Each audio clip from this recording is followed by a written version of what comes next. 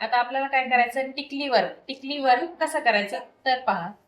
पहिली स्टेप म्हणजे 2 स्टेपमध्ये टिकली वर्क केलं जाते. तर पहिली स्टेप काय आहे, अशी ही टिकली अशी समोर ठेवायची आणि याच्यातून स्टिच काढायची आहे आपल्याला.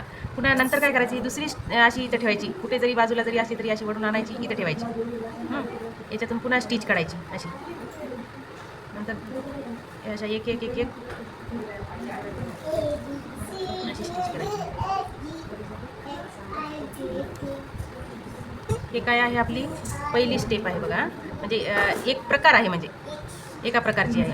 आणि दुसरा प्रकार पण मी आता लगेच सांगते तुम्हाला. हे पहिला प्रकार आहे आणि दुसरा प्रकार काय आहे, हे इकडे बघा.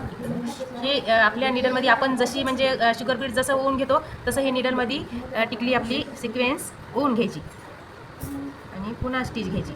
एक डबल स्टिच घेतली तरी चालते, सिंगल स्टिच घेतली तरी चालते, तुमच्या मनावर.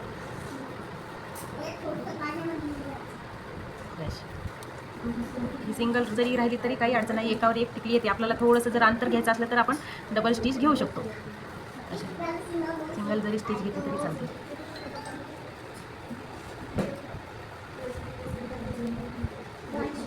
हे आहे टिकली वर्क, सिक्वेन्स वर्क. आरीवर्कच्या भाषेमध्ये टिकलीला सिक्वेन्स म्हणतात.